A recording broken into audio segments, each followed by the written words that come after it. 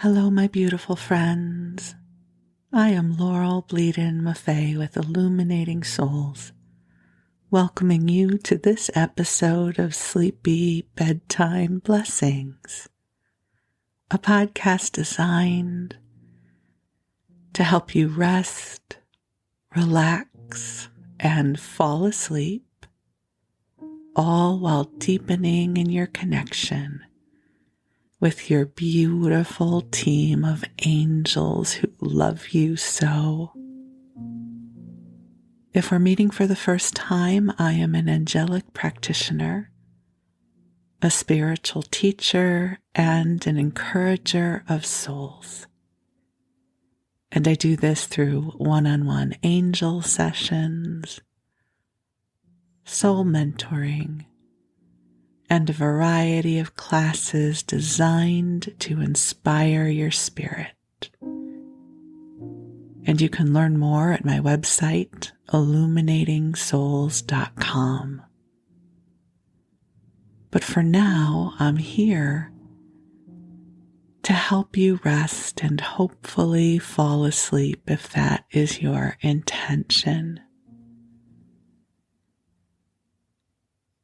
And you may be new to this podcast, especially because I have put in the show notes that I'm going to be sharing about my experiences with Richard Simmons, who was a wonderful exercise instructor and so much more. And you may have clicked on this podcast and wonder now what you've gotten yourself in for. So I will share just a little bit about what to expect from this podcast, how it is designed, and also if you're just interested in the Richard Simmons sharing that I'm going to be doing, I'll put the timestamp in the show notes and you can go right there. But before you do, I will say there is no gossip and no speculation in this. I happen to be someone who has lived in a large-sized body for most of my life. And Richard and his work were an oasis of inspiration and safety and encouragement for me. And I was blessed to be a regular at his exercise studio, Slimmons in Beverly Hills, and that will be the perspective with which I share. So if you're interested in that part of this episode, you can go right over there and I'll put the time in the show notes when I start that part of the narrative. So this podcast is a mashup of two of my favorite forms of self-care: connecting with the angels, and also using a sleep podcast to help me fall asleep every night. So in this first part of the episode is where we explore different spiritual principles, and I call the angels in to be with us. It is a good time for you to get ready for bed. And I say that even knowing some of you listen during the daytime, which is completely wonderful. So however you're guided to use this podcast, you have my blessing. But if you're using this to help yourself get ready for bed, I invite you to allow yourself to begin to wind down. That you have done enough for this day. And you have my encouragement to get cozy and comfortable in whatever way works best for you. And as you do, I'm sending you ripples of love. And what I wanted to explore a little bit in the first part of our time together is about a concept that perhaps you have heard about before, which is that of an earth angel, or you might have heard this as a light worker or a light bearer or a bringer of light. And you might wonder if you are one. Is this part of your mission on the planet? And I would say if you're listening to this podcast, I'm fairly confident that this is you. I always think of someone who is an earth angel as you have come here to leave the world a bit brighter, that you are here to help bring more love into this realm. I have shared with you before, but there is a piece of prose that is often attributed to Emerson, but he did not write it. But one of the lines in the prose says, "To know that even one life has breathed easier because you have lived, this is to succeed." And I read that for the first time when I was about 18 or 19 years old. And there's more to the piece of prose, but that's the line that always stood out for me. And I released it like a prayer or a wish into the universe, that one day I would be able to say that about my life, because it seems so magnificent that even one life could breathe easier because I have lived. That just seemed like this profound achievement. What would that mean? Because through the consciousness of an 18 or 19-year-old person, it was hard to understand this concept. And I don't have a cool story to tell you that I then started a nonprofit, and by the time I was 25, I had reached 300,000 people. I have no such story to share with you. I became a very normal 20-something where life was very much about my experiences and my adventures, and I didn't have a strong service component to my life. But still, that adage always stayed with me. And it wasn't really until I went through my awakening in 2000 that I really came to appreciate it. You know, so often when we think of success, we think of achievements, right? You think about the people that we tend to idolize in society, right? They might be wealthy, or they might be influencers. They might be profoundly beautiful or handsome or the most talented athletes. And that really has to do with what they've achieved, right? External goals. And it's not that those things aren't good,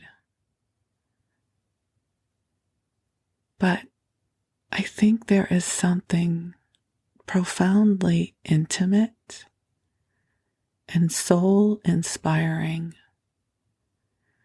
to acknowledge the moments of kindness and generosity and compassion that we bring into the world on a regular basis that might help someone breathe easier in that moment.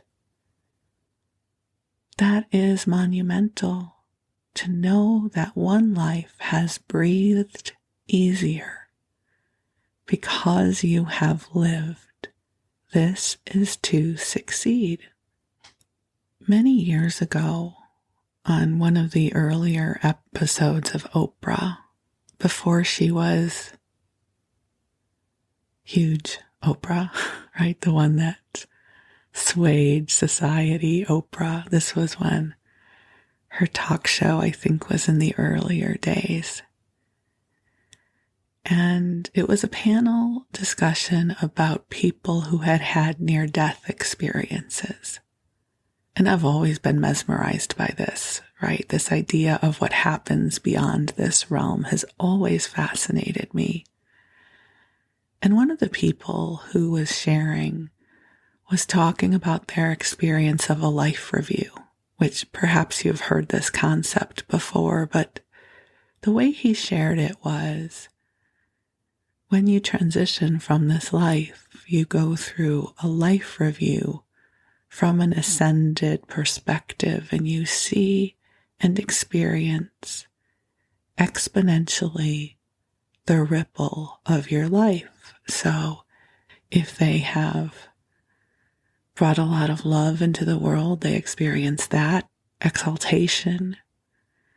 But a ripple is the way he described it. And I internalized that as, when you throw a pebble into a pond and it ripples, that each of our lives have a ripple. And I don't think that it's ever expected that all of our ripples are positive. I don't know that that is possible. I think all of us dwell in the shadow and in the light, right? So our ripples are complicated. And I think there's a tremendous amount of understanding and compassion that comes from the higher realms. I have never experienced the angels as judgmental. But I love this invitation that it's not about achieving perfection. It's not about having to achieve fame or wealth or accolades.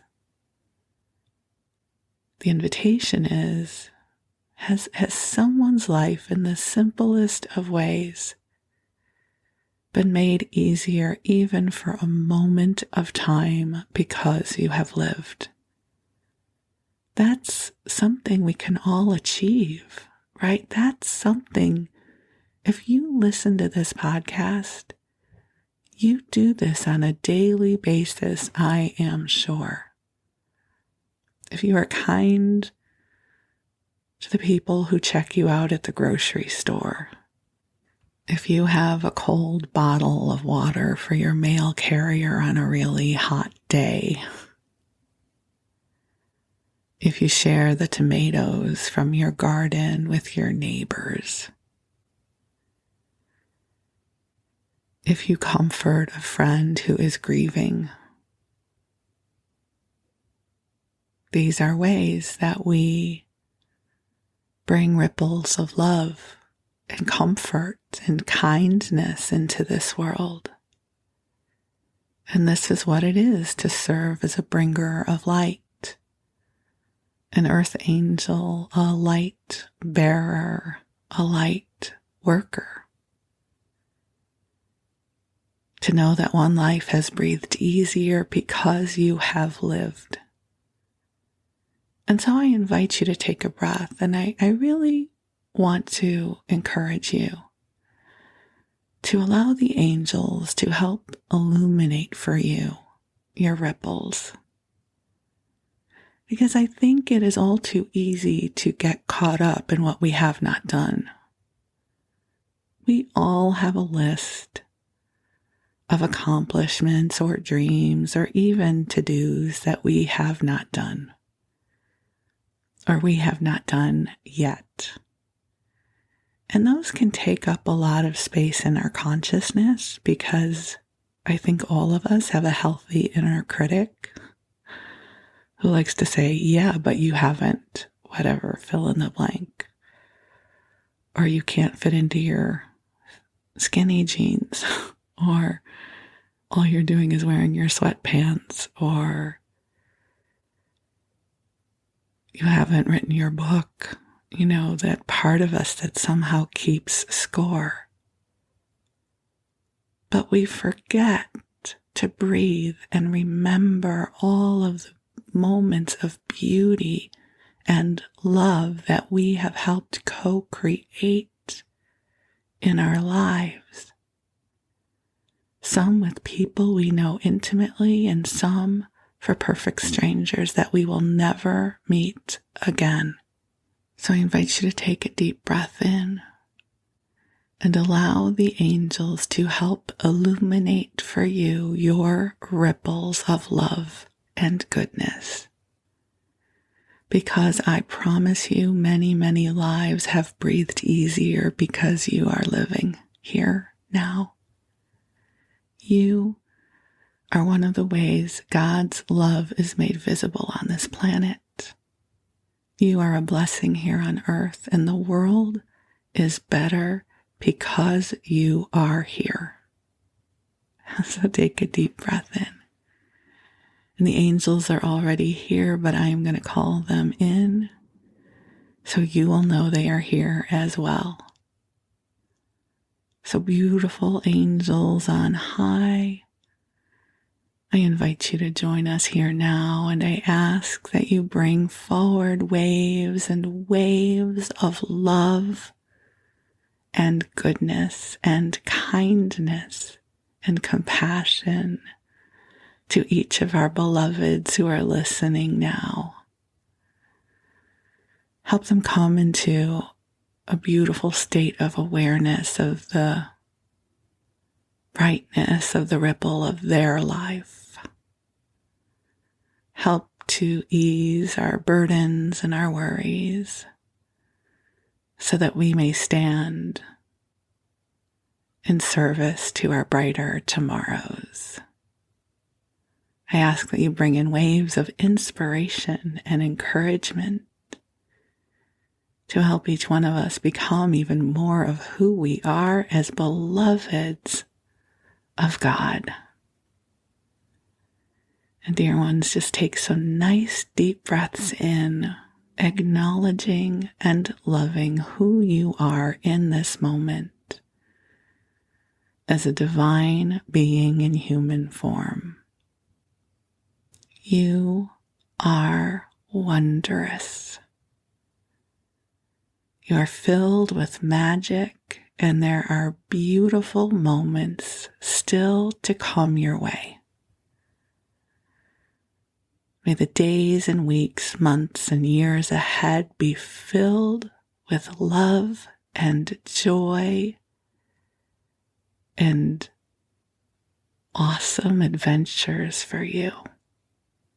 But for now, you get to rest. You don't have to figure anything out.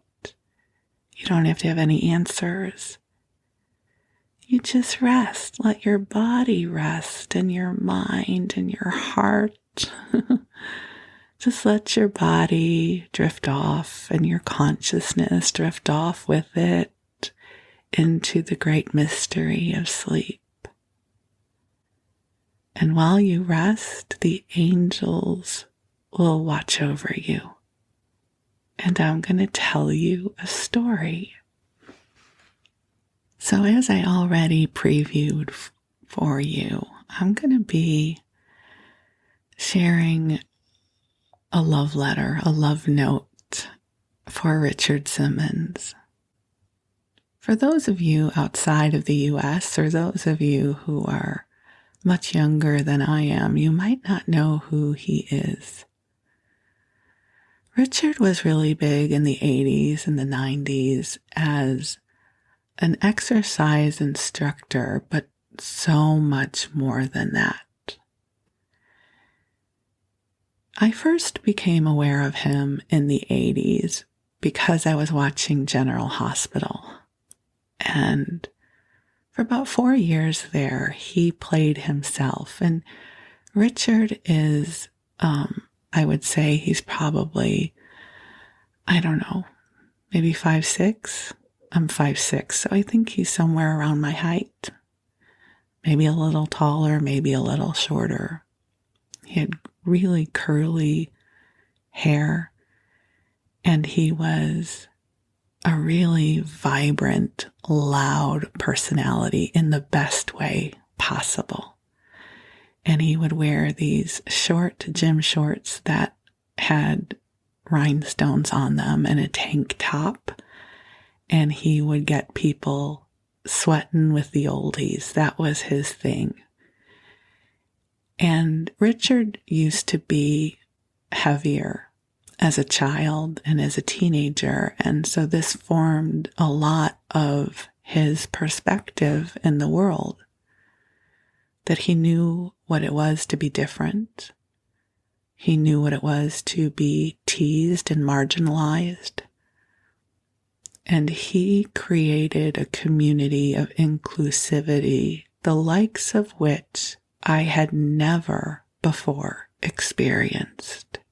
So, to share about my experiences with Richard, and I need to tell you, I don't personally know him. I don't have any inside gossip, no speculation. When I say this is a love letter to him, it is because I am filled with so much gratitude for who he has been to so many of us. He was our champion at a time we did not have champions. He helped humanize obesity. He helped make space for it. He did not shame. He did not mock.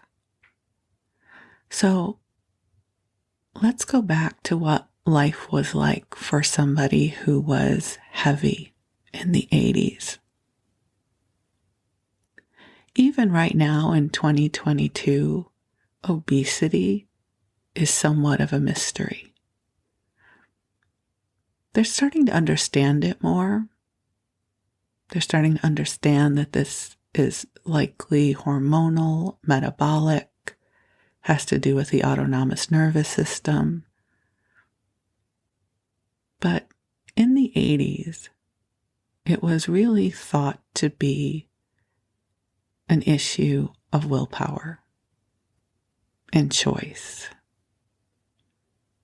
So as someone who is obese or overweight or fat, whatever word we want to call it, and it's interesting, at that time I wasn't even that overweight. Like, I would give anything to weigh what I weighed in the 80s, let me just tell you. But I was definitely perceived as much bigger than other people, and I felt much bigger than other people. And I don't want to make this about a sad story about that time. I'm really just more interested in helping to reflect what it was like then. That the conventional wisdom was that all you had to do was eat less and move more.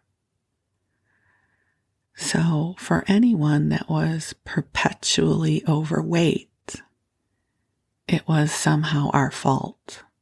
And truly, for most of my adult life, that is how I had metabolized it. There was something wrong with me, that I couldn't accomplish the simplest of achievements, which was a normal body weight. Every article, every diet, every medical professional, every gym, it's like, well, eat less and move more, as if I had never contemplated that before. It's like, oh my God, thank you. That is a revelation. Never before had I contemplated that might be the issue. And it was very painful and confusing. Also, in the 80s, just go back and Google exercise in the 80s. It was very much about fitness, and the garments for women at that time usually involved a leotard and tights. Really, talk about a trauma-inducing wardrobe. I had, I think, a purple leotard and some tights because we didn't know about yoga pants or leggings at that point. And if you Google any of the pictures, if you see Jane Fonda's exercise stuff or, whoever was in the movie Perfect. It's a lot of very thin women with high-cut leotards and tights. And here I was, this very plump girl. We didn't even know from Spanx back then, right? Like, things like Spanx weren't a thing. Back then we had girdles, and no one my age was ever going to acknowledge wearing a girdle. Like Spanx are cool now. Nothing like that existed that was cool back then. So I usually would wear a leotard and tights and a t-shirt over it. And I just could not keep up with the classes. Back then, step aerobics was a big thing. I would always be in the back of the class and I couldn't keep up. And here would be these much thinner women, and they would stack their steps for step aerobics 3 high, and I could barely do 1. And I don't know that anyone ever was really judgmental about me to my face, but I was really judgmental about myself. I felt very embarrassed going into gyms, and the fact that I had to shop at Lane Bryant. It's become much more normalized now than it was in the 80s. But again, I think in the 80s, it was really perceived that this was a personal will issue. And so, oh my God, I send so much love and compassion to all of us who were on that journey back then, because it was hard. It was really tough. So along comes Richard. Richard, this very bright, shiny character of a man. And he would cheer us on, and he had such compassion in his heart. Like who we were and how we were was just fine.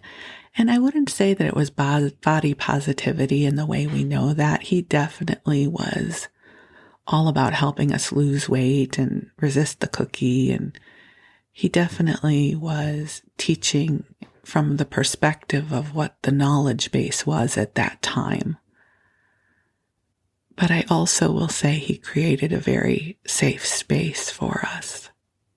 So here I was in the 80s, lots of thin girls with high-cut leotards and tights at gyms, and I, in my roly-poly body, trying to figure out what on earth am I doing wrong. And that's really the worst feeling, no matter what we're trying to accomplish, right? We all have areas in our life. I don't care how accomplished you are. I would imagine you have 1 or 2 areas in your life where you have not been able to create movement. This happened to have been one of mine. And it often would get internalized. What am I doing wrong? And I have such compassion for myself around this now. I know so much more than I once did.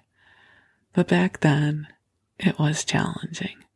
So Richard comes onto the scene, bright and shiny and energetic and outrageous in some ways, like a big, big personality. And he's inviting people forward to join him. So I would see him on talk shows and things like that. But you also have to remember, in the 80s and the early 90s, this is before the internet. So how could you find out more about where he taught? Well, you couldn't go to his website because it didn't exist. So I remember hearing that he would teach in Beverly Hills, that he had an exercise studio there. And I would go to the Yellow Pages and look up Richard Simmons, and there wasn't anything I could find. Because that's really how you had to look things up back then. And every once in a while, I would hear that he would travel a lot and teach classes around the country. And I was always kind of curious about how to take one of his classes. I thought it was kind of cool, sweating to the oldies, and there were bodies that looked like mine, and bodies that were bigger than mine, and bodies that were smaller than mine, and it looked like if I got to go there, I wouldn't feel different. And when you grow up feeling different, it's an amazing thing to be in a room where you no longer feel different, for whatever the reason the difference is. If it has to do with gender or religion or the kind of food you eat or the way your body looks or your sexuality or your whatever it is. It's a really remarkable experience to finally be in a room and not feel different than the other people in the room. So I was living a really happy life then. I don't want to make it sound like I was really unhappy. I was living in Los Angeles and I had lots and lots of friends. I went out all the time. I had a job that I really enjoyed. I was adjacent to the entertainment industry that I loved. And fitness was a really big thing back then. Everybody went to the gym, and I hated the gym. I won't say this as a present tense. I used to hate exercise because growing up, I had such terrible associations with gym class. I grew up in the age where we had to put on these weird gym suits, and everybody had to do the same thing. I don't know how many of you remember the president's physical fitness test back in the 60s and 70s. And we all had to try to do the same things. And there was one part of the test where we would have to try to climb a rope. I hated this frickin' rope. So the rope was a big thick rope that dangled from the gymnasium. And each one of us, with everybody else looking on, had to try to haul ourselves up the rope. And of course, the people with upper body strength and aerodynamically friendly bodies would skitter up the rope just fine. And I would dread my turn because I knew I wasn't going anywhere. It wasn't going to happen. It didn't happen last year. It's not going to happen next year. And it wasn't going to happen the year that I was in. And so it would be my turn and I'd hear the giggles. And it was before I knew to tell them to shut the F up and, advocate for myself. I was young and just trying to fit in with everybody else. And I would bring myself to the rope and I would, try to hold on and jimmy my feet up just so, and I would go nowhere. And, it's like, can we just all agree that aerodynamically, I'm not getting up this rope? I can do other super cool things, but this isn't my thing. But I couldn't say that. And, of course, I wouldn't pass that test. So I did not have very good associations with exercise. I didn't mind being active. Like, I didn't mind dancing the whole night. I didn't mind going for a long walk. I love to shop, right? So I would walk along through big malls and, up and down boardwalks. And I didn't mind being active, but I hated exercise. And now I'm living in an era with these frickin' leotards and tights and step aerobics and, oh my God, it was horrible. It was just awful. So along comes Richard. Richard, this very intriguing guy. Like, he just seems like he's a lot of fun. And I don't remember how I found out about Slimmons, but finally, whether he was on a show or something, and he mentioned his exercise studio, Slimmons, in Beverly Hills. And I was like, okay, now I have a name and I can look it up. And sure enough, I go to the yellow pages under gyms or whatever they were called back then. There's all these huge ads, right? Bally's was a big one back then, and the other ones, and YMCA. And there was this little type. It wasn't even an ad. Just put in there somewhere, Slimmons on Little Santa Monica Boulevard in Beverly Hills. Again, no internet, so I can't look them up and see what their schedule is. So you have to call. And so I called one day, and I think I stopped by actually to pick up a schedule and hear more about their classes. And the way it worked back then was when Richard was in town, because he traveled all the time, but when he was in town, typically he taught Sweatin' to the Oldies on Tuesdays, Thursdays, and Saturdays. And an hour before the Sweatin' to the Oldies class, he would have a class about food and dieting and like how to eat better kind of thing. I don't remember what it was called. So usually you would go for the first class and then stay for the second class. And for the first class, usually what would happen is we would all be sitting on the floor. We would bring you bring a towel or something to sit on. And Richard would share with us basically inspiration. He would give us a pep talk about how to eat and how to take care of ourselves. And he would love us the way Richard would love people, right? You can do it. Don't eat the cookie, whatever it was he would say. And we would all feel very seen, right? If anybody has been struggling with food, being able to talk about the seduction of a cookie is actually helpful because you realize you are not the only person who struggles with food. And once that first class was over, then the second class would start, which would be the Sweatin' to the Oldies.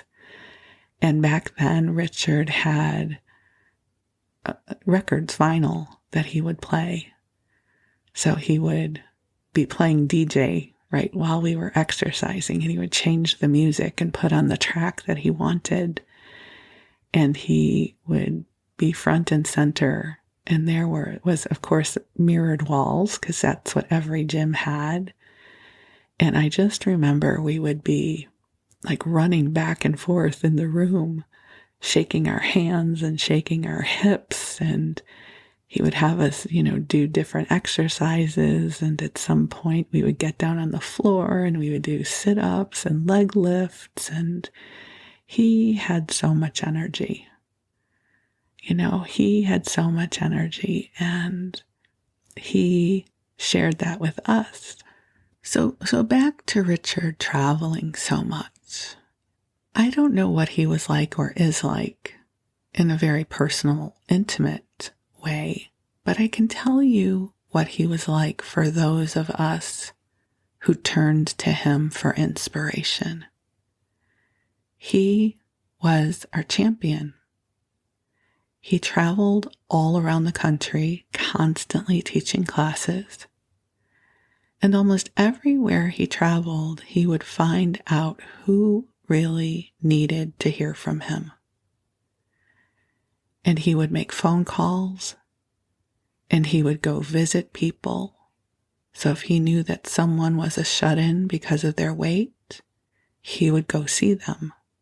And he would sit by their bedside or sit by them on the couch, and he would tell them that they mattered and that they were important and that they could do this. Oh, I'm just getting emotional as I say that. And he would follow up with them. He would call them on a regular basis. I have no idea how many people he was doing this for, but it was a lot. And every once in a while in class, there would be a special guest, and he would say, "This is so-and-so from Omaha, Nebraska, and we've been talking for a year, and this is the first time they've been on a plane, and they're here to participate in the class, and we would all cry. Like, we were all cheering each other on, and any time one of us could get on a plane or go on an adventure, it was worthy of celebration. And this was what he devoted his life to. There were people all around this country and perhaps internationally that had Richard as their champion. He would call them, he would write them letters, he would visit them. And so for those of us who were blessed to go to Slimmons, we got to experience it firsthand. And he poured his heart and soul into every single one of those classes.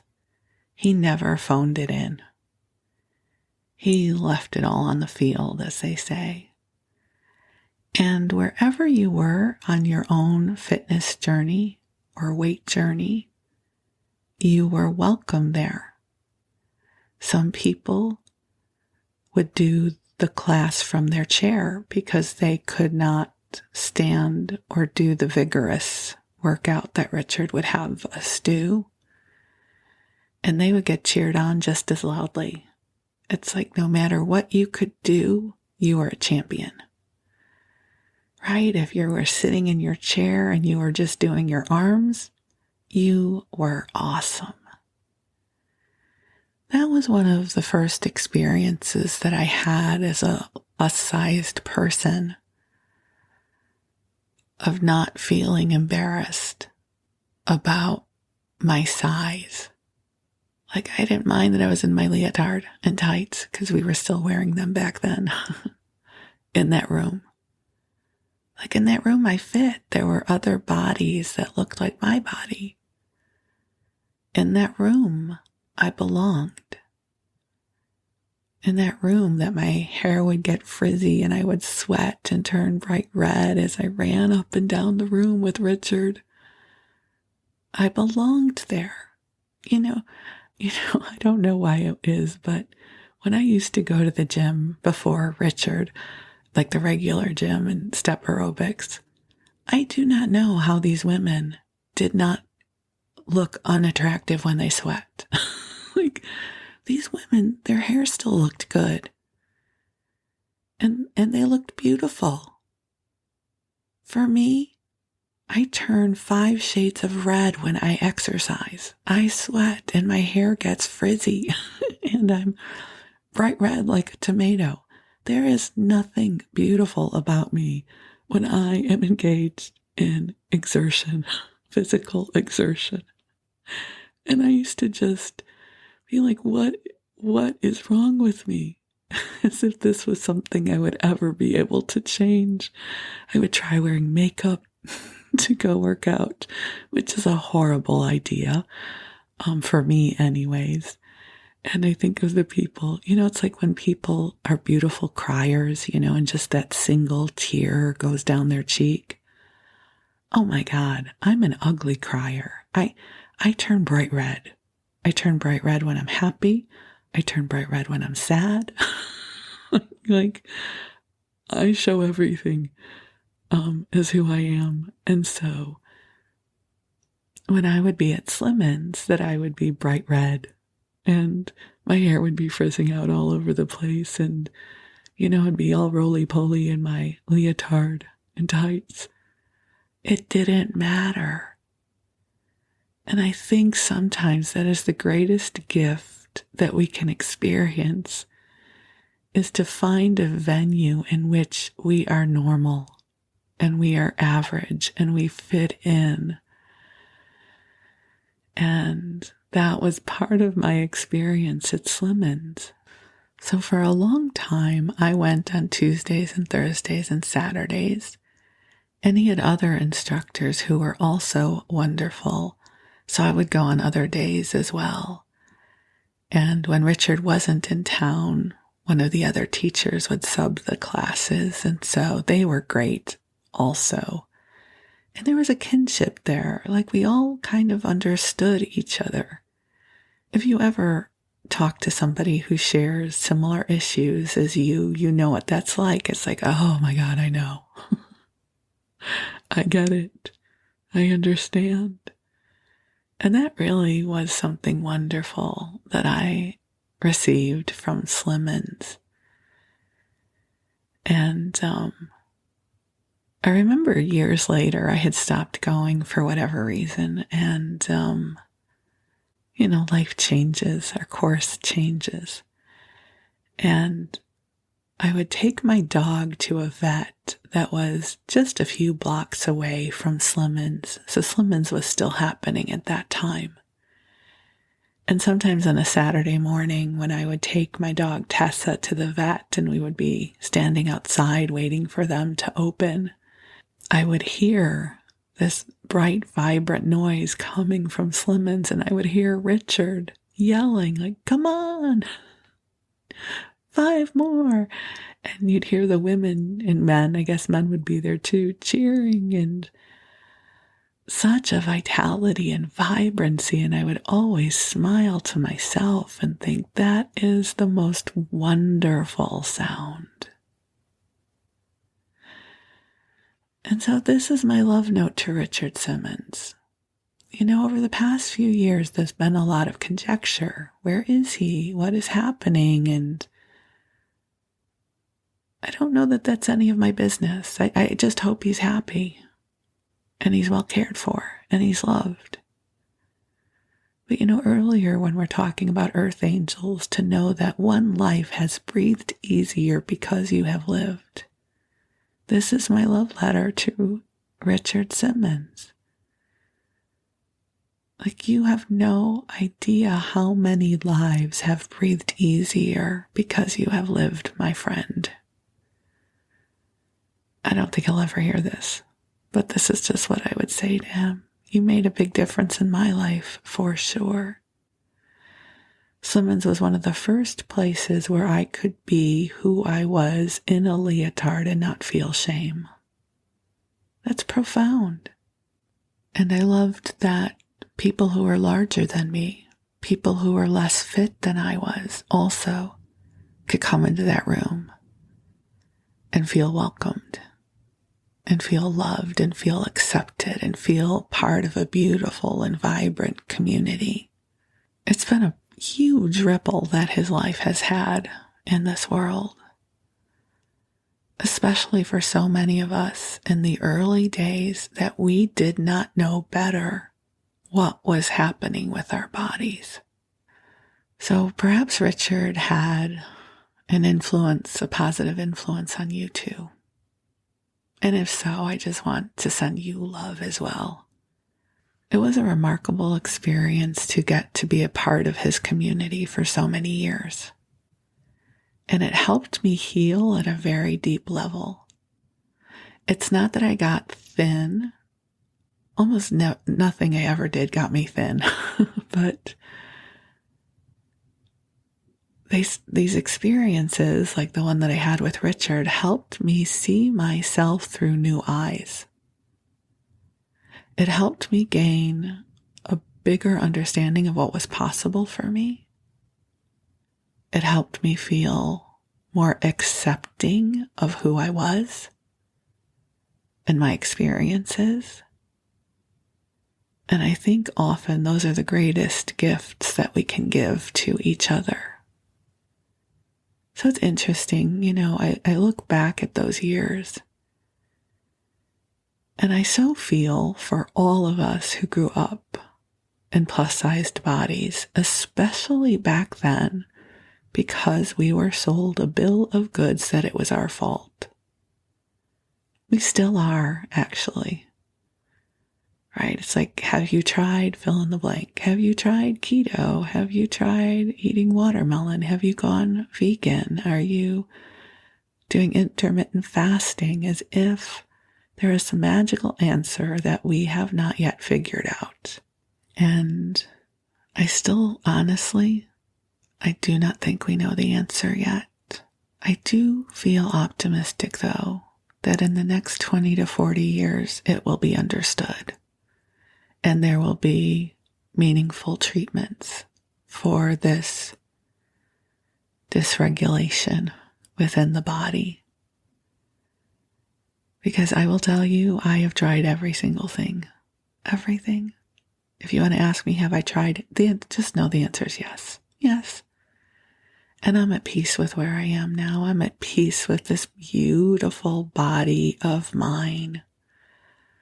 I'm at peace living in plus sizes, and I'm at peace with what I look like when I exercise. It's one of the blessings of growing older. I'm 60 years old now. I've gotten a degree in spiritual psychology with an emphasis in consciousness, health, and healing. I have learned so much about myself and about my relationship with my body and how I fit in this life.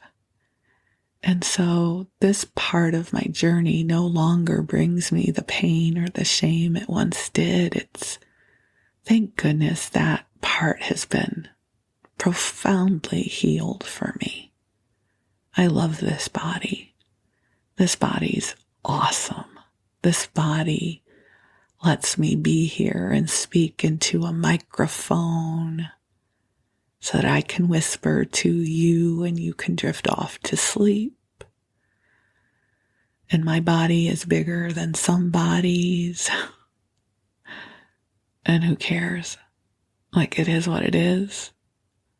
I feed my body well. I take good care of it, and it takes good care of me. But the me that I was in the 80s and the 90s did not know that. The me who I was back then, I was looking for healing, compassion, understanding. And I received that from Richard and his Slimmons community. They modeled for me that I could move and have fun, that working out could be joyful, and that all I had to do was what I could do, right? Other people could do more than I could, and so what? I could do what I could do. And I so appreciated his inclusivity of everyone, because when we build communities that are filled with love and compassion, there's room for all of us. And Slimmons was my home for a long time. And Richard was a champion for me and so many of us. He brought us in from the sidelines, and he made his videos, and he went on talk shows, and he put himself out there so that many of us would know that we had not been forgotten or left behind. So here's to all of those people who've done that for us throughout our lives. And this is why I wanted to do this love note for Richard. I don't know, when I see these different documentaries and stuff coming up on my For You feed, I think, you know what? I want to tell my story, which is, he was a champion for me, for all of us. He showed up when no one else would. He showed up and he made it okay for people who would exercise in a chair. That they mattered. That all of us mattered. That the person who couldn't leave their house because they were housebound, they mattered. We all mattered. And I want to make sure that that part of the story is told, because there are thousands, maybe millions of us whose lives were made better because of what he shared with us. So thank you so much, Richard. I don't think you'll ever hear this, but I put my gratitude into the ether and ask the angels to bring it to you wherever you are. That your life has made a profound difference for many, many of us, and your kindness and your generosity, your persistence, your willingness to show up when it was likely not easy to show up. I honor you for that, and I'm grateful for you. And so, my beautiful friends, thank you for letting me share this with you. Thank you for witnessing this part of my story. Thank you for letting me share with you about this really lovely human being.